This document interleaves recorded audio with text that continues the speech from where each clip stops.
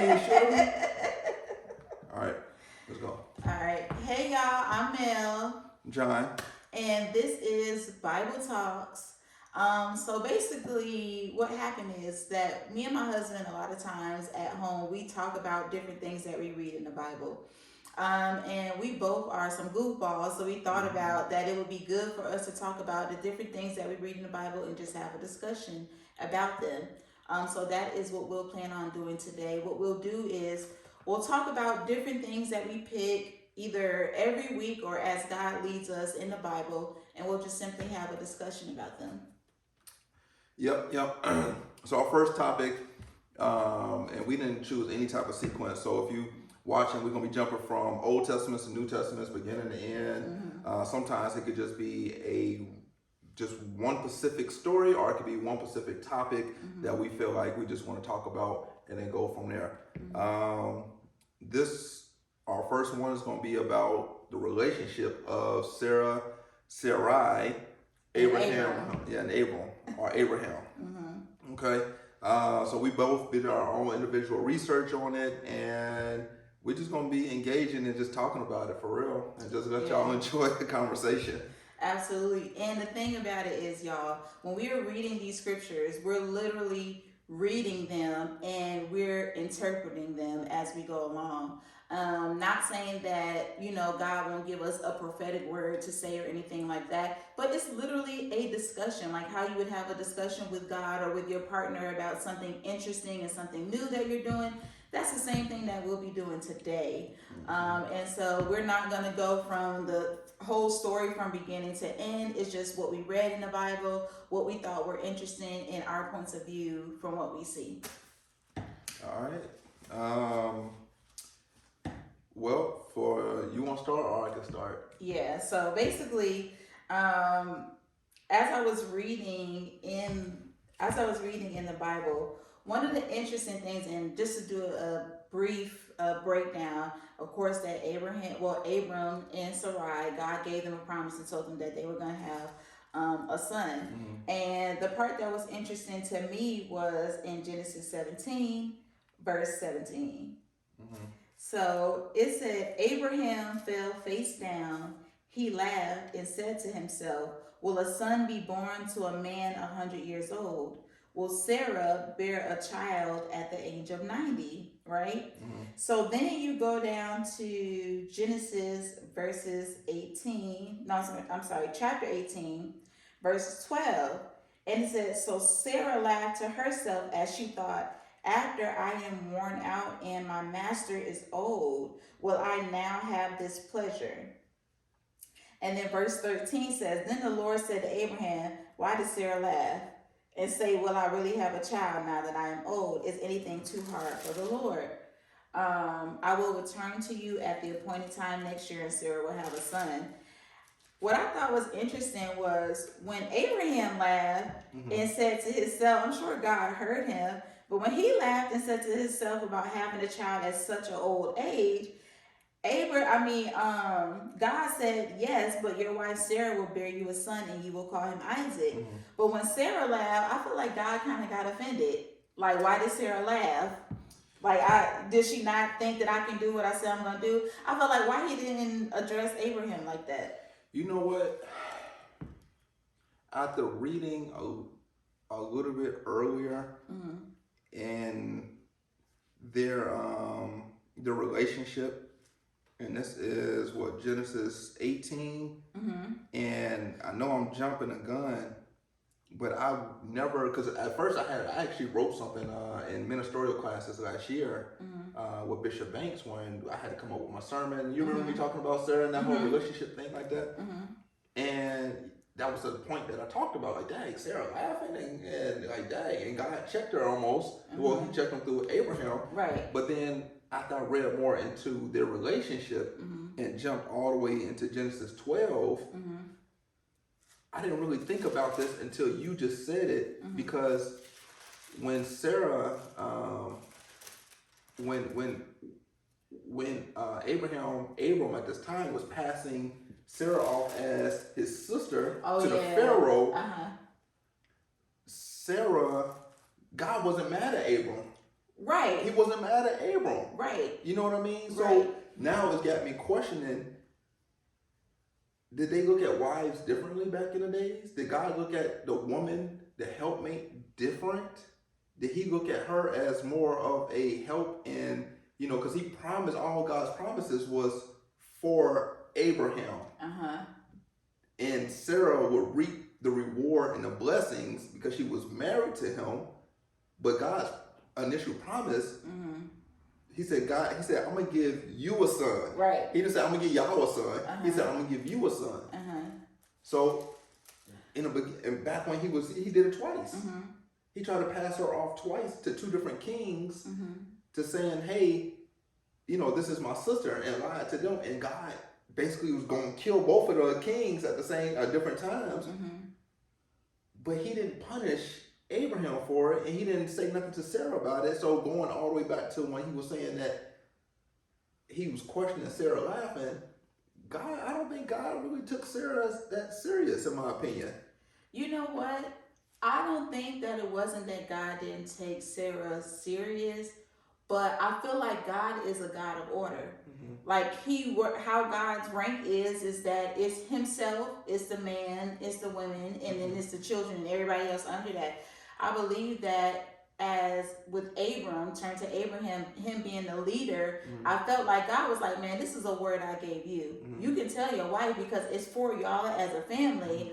But I felt like when Sarah laughed, because God, of course, he knew about Sarah, he knew about Abraham.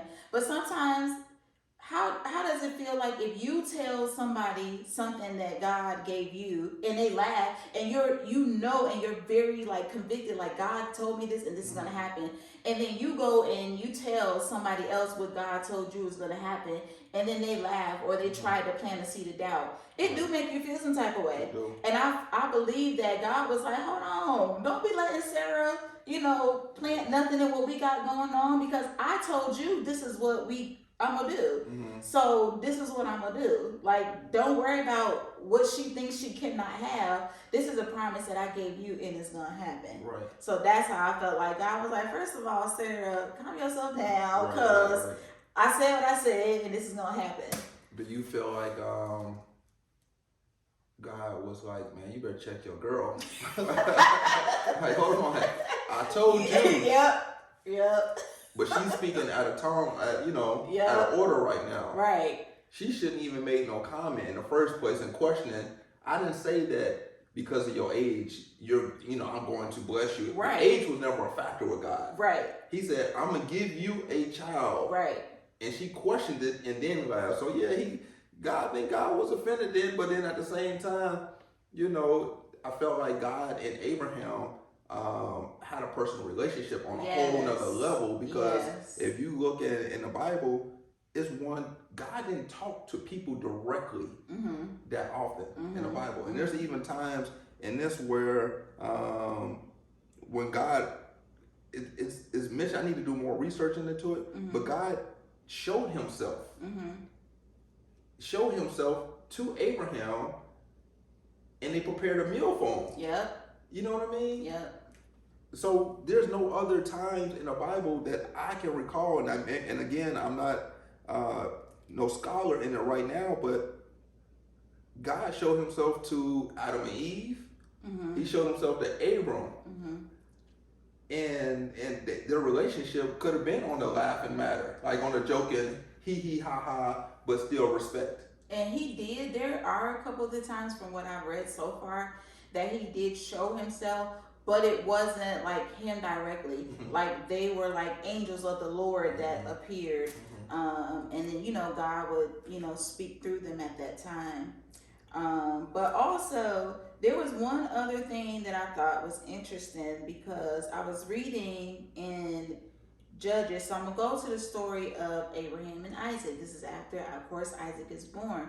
We all know like the popular story about how God told Abraham to take Isaac up into the mountains and he will provide for him a ram in the bush. Right.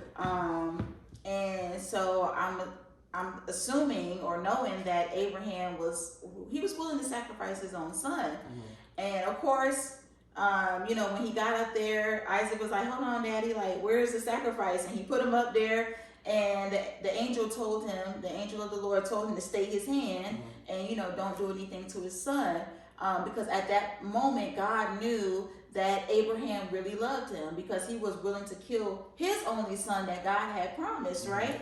So as I was reading in Judges, and I was reading from basically Judges 10 through, that's it.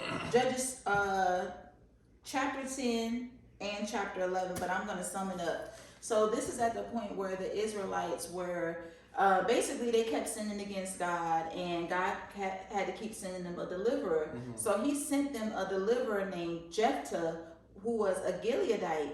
Long story short, Jephthah made a vow to the Lord, and this is in Judges chapter 11, verses 30. Jephthah made a vow to the Lord, if you give the Ammonites into my hands, whatever comes out of the door of my house to meet me when I return in triumph from the Ammonites will be the Lord's, and I will sacrifice it as a burnt offering.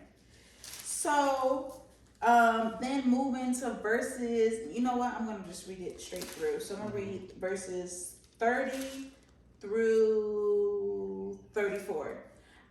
So then Jephthah went over to fight the Ammonites, and the Lord gave them into his hands. He devastated 20 towns from Aurora to the vicinity of Minnith, as far as Abel-Keramim. Thus Israel subdued Ammon. When Jephthah returned to his home in Mizpah, who should come out to meet him but his daughter? Dancing to the sound of tambourine, she was an only child. Except for her, he had neither son nor daughter. Verse 35 said, and when he saw her, he tore his clothes and cried, oh, my daughter, you have made me miserable and wretched, because I have made a vow to the Lord that I cannot break. So at that moment, he had already promised God, if you get the Ammonites into my hands, the first thing that comes out of my door, I'm going to sacrifice it up to you as a burnt offering. Well, his daughter was the first thing that came out of the door. And he had to sacrifice her as a burnt offering. So at that moment, she said, okay, Daddy, I understand, because God did what he said and you cannot break your vow to him. So she said, can I go off into the mountains with some friends and cry for 2 months that I will never be married, and then when I come back, do what you got to do? And so I'm reading the story and I'm thinking, okay, Lord, this is the only child, much like Abraham. Like, you gonna be like, you know what, because you're actually willing to do it, I'm gonna tell you to stay your hand as well. But no, God allowed him to offer his daughter, his only child, as a burnt sacrifice, meaning obviously he had to kill her and then burn her and offer her to God. I was floored because I was like, what? I was like, Lord, you saved Abraham and just told him, you know what? Nope, because you was willing to be obedient, I'm gonna let that go. I see that you love me. But Jephthah did what God was saying and he didn't stop him. Why do you think that was? Why he let him kill his child? You know what? It's a couple of different things. Because when he told him to do it, he told him to do it.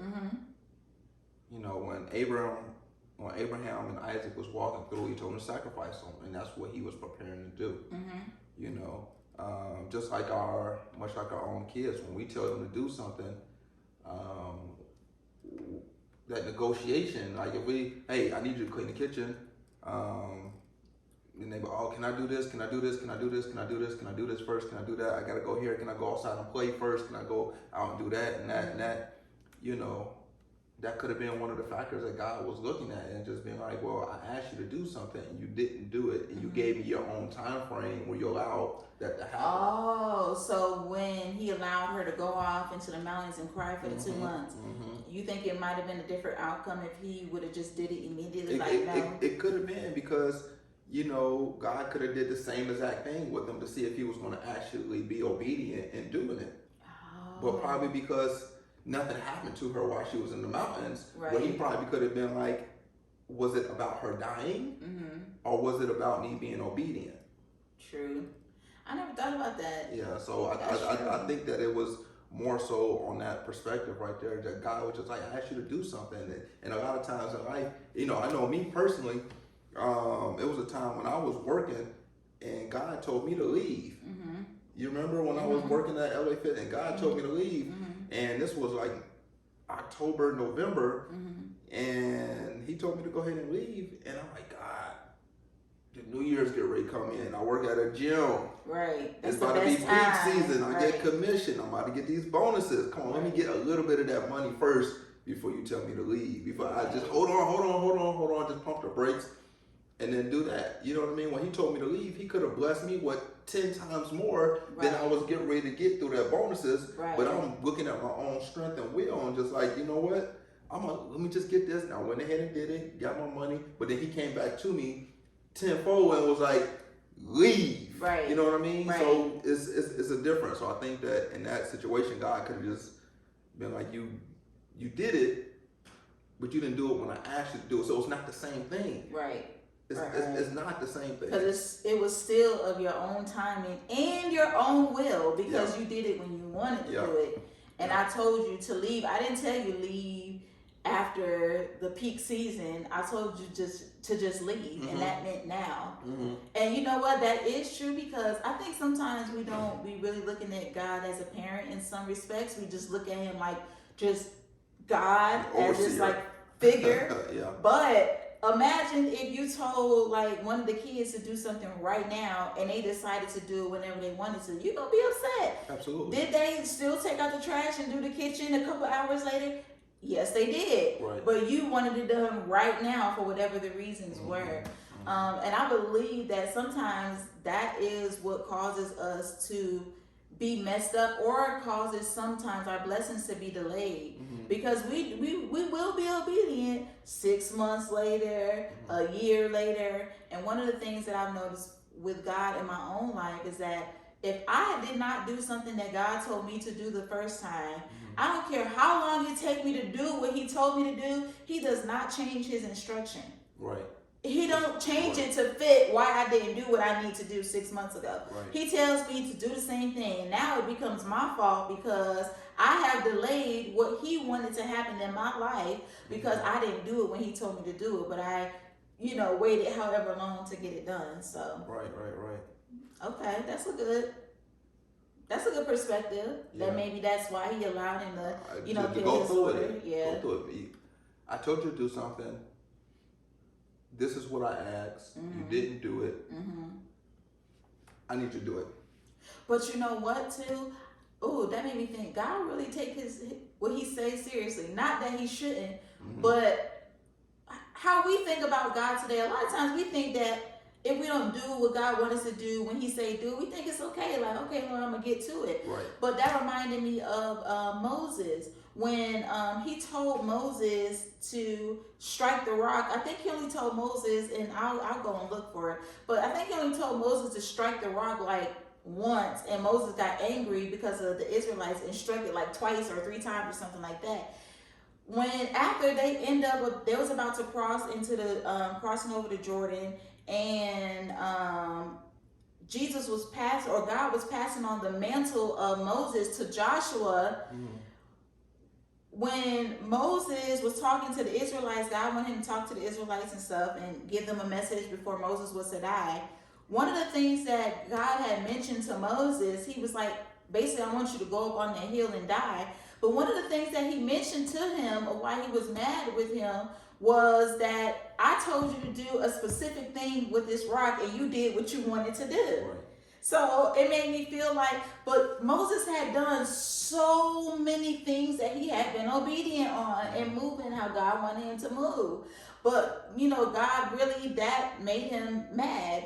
And I really feel like, and then he just told him, go up there and die. Like this now is being passed to Joshua, and you will not cross over. Right. You did all this work, but you are not crossing over into this promised land. You can look at it from up at the top of this mountain, that's it. But that's it. I was like, dang, Lord.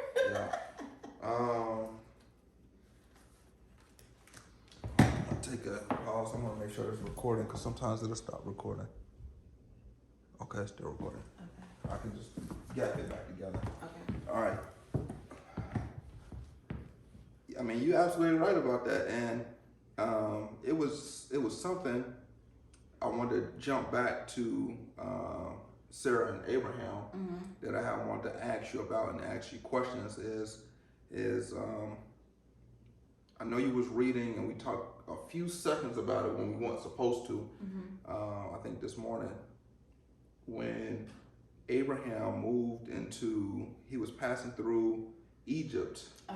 He was passing through Egypt, and Abraham was afraid that because of, oh, I'm sorry.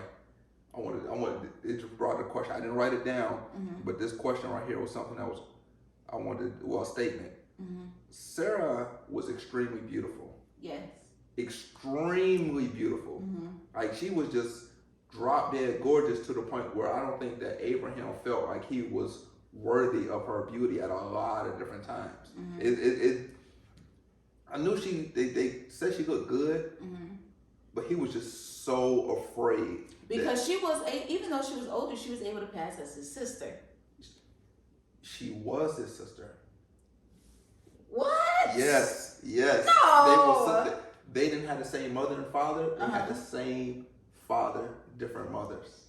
Oh wow. Hold on, let me see. Let me see, because I did not know that.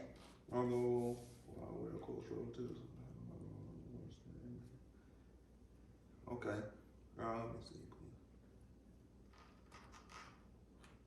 So this wasn't until the second time, and I'm gonna pull it up real quick. It's in Genesis. It is when, let me see which one is this. Genesis, I think it's 13. Nope, that's when they separated.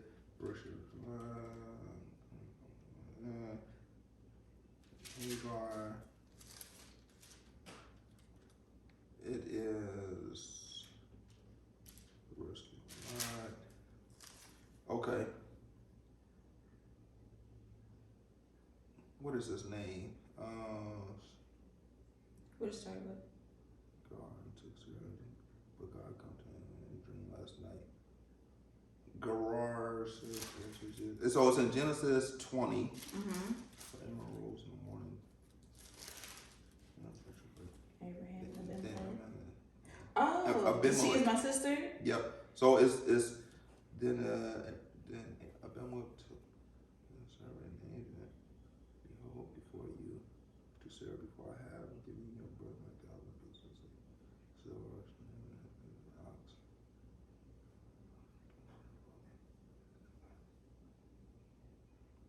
So Abimelech, that's his name? And Abimelech said to Abraham, Abimelech is the king at this time. Abimelech is the king, and I'm just saying this as I'm going through it, but I'm gonna actually find the verse. So Abraham was trying to pass through this town, and again, this is the second time. He thought that they was going to kill Abraham. Abraham thought they was going to kill him and take his wife as their own because of her beauty. So he said, pretend that you are my sister, so that way when we pass through, they don't kill me out of jealousy, basically. So she went along with it. Let me see, what have you done? But when Abimelech wanted to take Sarah on as his wife, God came to Abimelech in a dream and said, don't touch her, for I will kill you. Right. The rose and the servants and all done to us. What have you done to us? I've been sitting against you, have done to me, all these things. And Abimelech was upset. And then if you look at 9, are you talking about chapter 11 where it said not chapter, but verse 11 where it says Abraham replied, I said to myself, there is surely no fear of God in this place, and they will kill me because of my wife. Besides, she really is my sister, the daughter of my father, though not of my mother. Right. And she became my wife. And when God had me wander from my father's household, I said to her, this is how you can show your love to me. Everywhere we go, say of me, he is my brother. Yep. That's it. Okay, hold on. Because I gotta read the context of that because verse. I mean, I keep saying verse. It's chapter 20, verse 8. Early the next morning, Abimelech summoned all his officials, and when he told them all that had happened, they were very much afraid. Then Abimelech called Abraham in and said, "What have you done to us? How have I wronged you that you have brought such great guilt upon me and my kingdom? You have done things to me that should not be done." And Abimelech asked Abraham, "What was your reason for doing this?" Abraham replied, "I said to myself, there is surely no fear of God in this place, and they will kill me because of my wife. Besides, she really is my sister, the daughter of my father, though not of my mother, and she became my wife. And when God had me wander from my father's household, I said to her, this is how you can show your love to me. Everywhere we go, say of me, he is my brother." Wow. Yep, they was having I brother and never sister. seen that. Yeah. Yeah. Okay. So That's something, okay. So he really was telling the truth then. That's why God never got on him, right? He was, but the intent was different. Right. Because they was husband and wife. Right. But he knew because of his beauty when they try to pass through certain towns that they would capture her and kill him. Yes. But he was afraid. So, and another point that I looked at, because the same thing happened to Pharaoh earlier. We can jump into that later. I don't want to keep jumping back and forth between the two different stories within that. But in this situation, God came to him and said, don't touch her. Right. Don't touch her at all. Right. But when Abraham came through the town, Abimelech gave him cattle, gave him silver. Right. He didn't give him silver until after he departed. I think he gave him 1,000 pieces of silver. But he gave him a bunch of different cattle and sheep. It's like, she is female slaves. Yeah, she is so beautiful. Here, take all of this. Yeah. But even when they left, he let him keep all of that. Plus, he gave him I think it was 1,000 pieces of silver, and said, "Yep."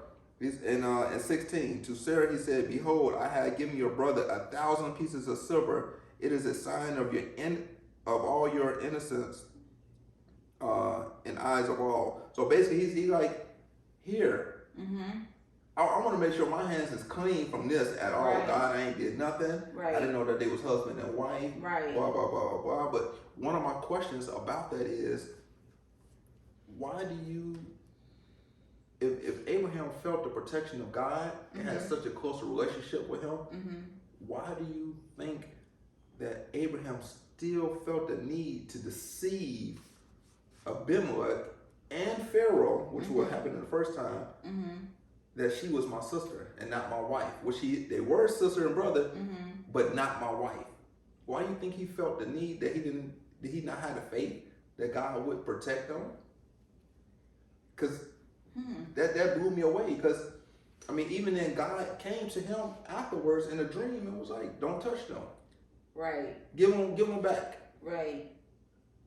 I really cannot say, because I'm thinking about a rhyme or a reason, because we're shortly after Abraham passed Sarah to Abimelech, God came to him in a dream. I mean, it literally happened from verse 1, and then by verse 4, God was saying something to him. Actually, verse 3, but God came to Abimelech in a dream one night and said to him, "You are as good as dead because of the woman you have taken. She is a married woman." Now Abimelech had not gone near her. So he had not gone near her. That means literally probably that day Abraham passed Sarah off to Abimelech, and by that night God had given him a dream. Abimelech didn't even have a chance to even consummate the relationship with Sarah. It was that quick. And he said, "So, Lord, will you destroy an innocent nation? Did he not say to me, she is my sister? And didn't she also say he is my brother? I have done this with a clear conscience and clean hands." And basically God told him in the dream, "Yes, I know you did this with a clear conscience. And so, because you did, I have kept you from sinning against me. That is why I did not let you touch her. Now return the man's wife, for he is a prophet, and he will pray for you and you will live. But if you do not return her, you may be sure that you and all yours will die." So Abimelech was in the right. Right. He said, like, "Lord, did you not hear that he he said that that's his sister, and she said that that's her brother. And God said, I heard what they said, Right. and because of that, I'm coming in your dreams and telling you, do not touch her and give her back immediately. You know what's crazy? Because this was another thought that came to my mind between this story and the story with Pharaoh. Same situation, but this was Abimelech was the second time when this happened. The first time they was passing through Egypt, and that is in, you can find it in chapter 12. Okay. So in chapter 12, they was passing through Egypt, and Abram said, Sarai, pretend you're my sister. We had an arrangement, blah, blah, blah, blah, blah. You know what I mean? Like, they going to take you. So Pharaoh saw her beauty. And he took the beauty. He was like, oh my gosh. Here go cattle. Here go land. Here go everything. She is the most beautiful thing I have ever seen, basically. And took her. But the thing about it, it never specified that Pharaoh did anything with them. So I think that Sarah and Pharaoh had sex. Yes, I was just about to say that, babe.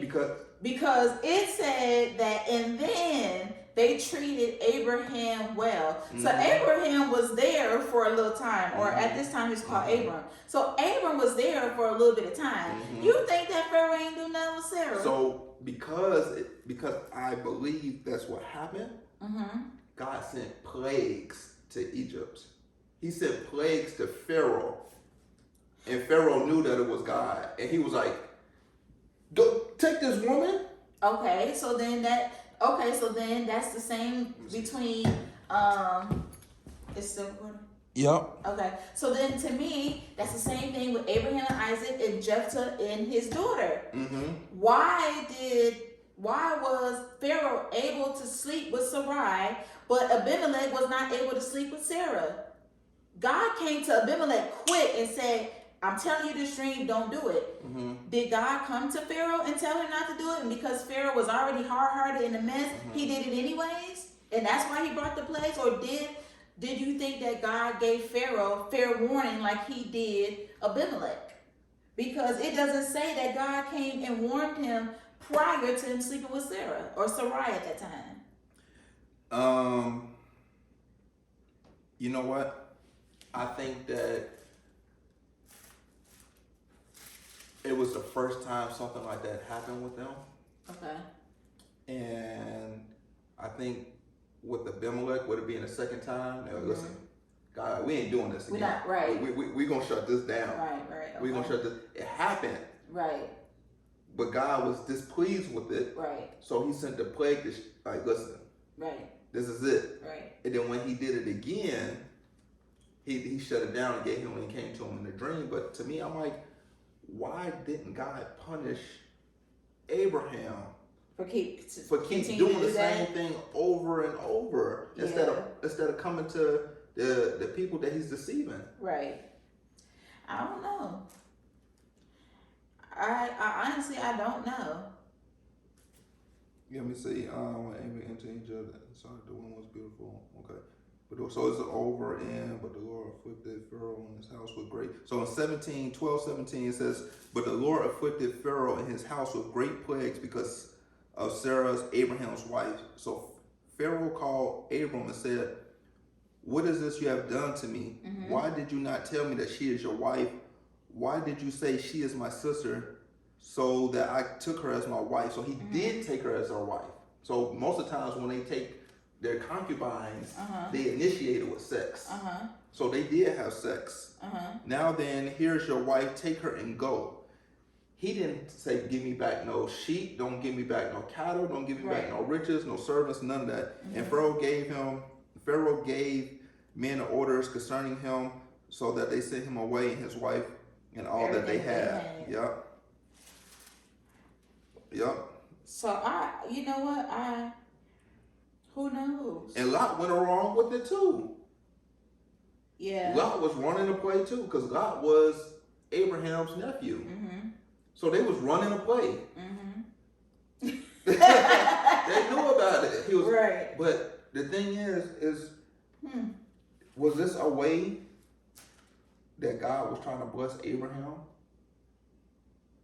Because by the time he left Abimelech, he was rich. He was filthy rich. He went to one pharaoh, and he took Sarah as his wife. He gave. Let me see exactly what he gave him. He had sheep, cattle, male and female donkey, men servants and maid servants, and camel. Ox, yeah, female servants, female. So basically,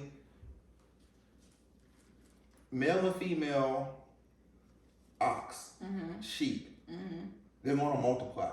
Donkeys, camels, all maid servants. Servants. Yeah. So I'm gonna actually look that up and see what that's equivalent to currency in nowadays. That's how they live. That was their currency. That was their currency. So he probably gave him $1 million right then, and not more than $1 million. He gave him a McDonald's franchise. Not only am I giving you money, right, I'm giving you a franchise so your money can keep multiplying. Right. Yeah. So he left Pharaoh with that much. And then he met Abimelech, and Abimelech did the exact same thing. So by the time that was all the way over, he was filthy rich. You know what? True.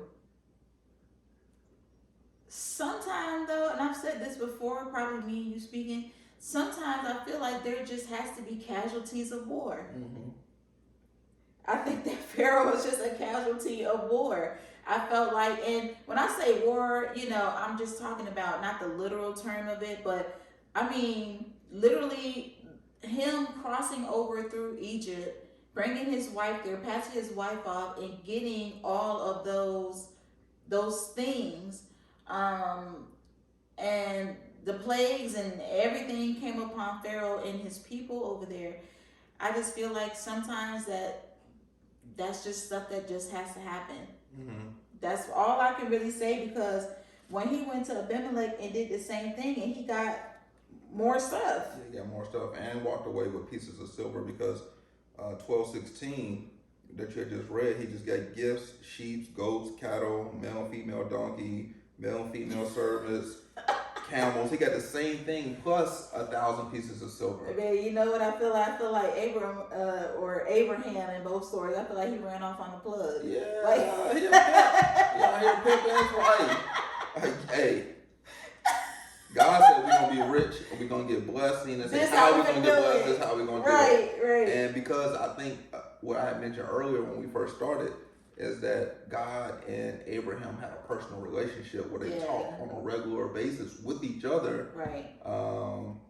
I think that is just what it was back then. And also, too, one of the things that we have to look at is that God does not change his thoughts about who he knows we are based off what we do. Because when God told Abram that he was going to bless him and Sarai with a son, they took it into their own hands, and they had him go off with Hagar, and they had Ishmael. And God was like, no, he's not the one. So I feel like even though God knew that he was going to, God told him that if you go outside and if you cannot count the stars, these are going to be your descendants. You're going to be the father of many nations and all that. Because he went ahead and did that and moved ahead of what God had said as far as the promise, that didn't change how God looked at him. Right. Him doing this with Pharaoh and him doing this with Abimelech, that still didn't change how God looked at him. But to me, I think God should show his favorites. And we had even, I think Pastor Chris was mentioning this, is that when you blessed, you blessed. Yeah. God, I believe that God gives some people more grace than others. I don't know why he does it or how he does it, and what's the determinant factor of somebody get more grace than somebody else. Abraham had a lot of grace. He did. He married his sister. He married his half sister. Pimped her But out. that was natural in their culture back then.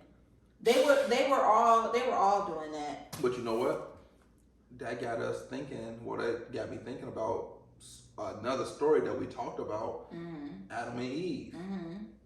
When they, or even the story of Noah after the great flood. The great flood came, and we always talked about who did they have kids with?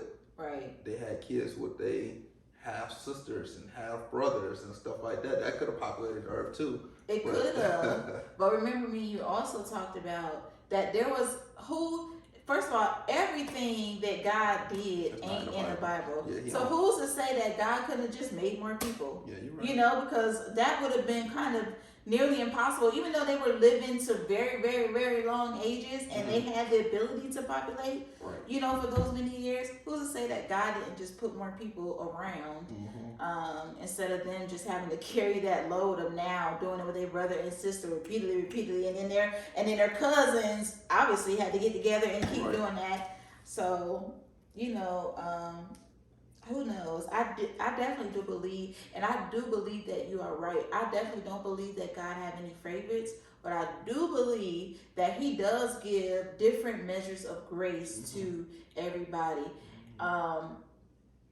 I just believe that because I just don't know why. I don't know if it's based on, I don't know. I don't know if it's based on generational, you know, curses. I don't know if it's what's in your bloodline. I don't know if it's or if it's just things that just have to happen in the divine order that He made them happen. I don't know. You know what I it just came to me. Maybe He got a bigger calling for you, and He know that within your calling, something has to happen. And when you were just saying there has to be certain casualties in it, if He knows that Isaac is going to be this great prophet and do so much more, He can't kill off Abraham. God is the past, present, and future. He already know what needs to happen in the future. Right. And whatever happens, I need you to live so Isaac can be here. Right. I need this to happen. You know, I need to. So I think that I believe that God gave me a lot of grace in a lot of areas. I guess it should have been times where I shouldn't have even been here. You know what I mean? So I do think that it's a purpose on all of our lives. And sometimes I think if we don't get it right, God just be like, "Are you tripping? You know, you may not be destined to save 20 million souls. Right. That may not be what your purpose is or why I created you. I maybe created you to save, to give birth to somebody else that's going to save 20 million souls. And now you've done your job. You've done your job. So that's it. Yeah. You know, there's no other purpose for you to be here. But I do believe that. I do believe that that God does. I mean, because I just believe that there are hierarchies of, you know, where God didn't call everybody to be a prophet. You know, He didn't call everybody to, you know, be a teacher of His word. He didn't call everybody to be a missionary. Right. You know, I believe that God just has different things. That's why we're called the body of Christ, because we are used in different ways to form the function of the body. And if everybody was an arm, how are we gonna walk? You know, where's the head, where's the neck? You know what I'm saying? Right. People got to be everywhere to make it function the way that God designed it to. So, yeah. You know what? I think it's closing time for us to wrap this up, but I feel like the Holy Spirit is telling me about our next one, and I know we hadn't even talked about it, and I just want to throw it out there and see what you think. The Bible talks about jobs and purpose in the church. Okay. I believe that there are 27 different jobs that the Bible lists. And I think that it would be interesting for us to talk about going through this whole entire list. You remember when I was talking about celibacy as being one of those jobs, like that, maybe that's your job. And that's actually one of the 27. I think that it would be interesting for us to go through there and just talk about these different jobs. and which feel one like we want. Not like it matters. Yeah, and feel like which one fits you. Right. Which one fits you in your life and your purpose and your direction. Because a lot of times I feel like we all want to be meaningful and feel like we have a purpose, but I feel like if we're able to select a job, it's almost like going to college. If you're going to college, okay, why, and what's going to be my major, and what I want to do after that, and how can this help me? How I want to live my life. So I'm gonna base that on what type of degree I obtain. So yeah, I think that's cool. Let's wrap it up. All right. Well, thank y'all. We will be here. Like I said, we're going to be here every week. or as God leads us. So y'all might see us a little bit sooner, but we're definitely going to come on here every week just to basically do our Bible talks and discuss what, God leads us to read or what's on our hearts to read. But thank you all for listening to our first Bible talks, and we'll see y'all later. Peace.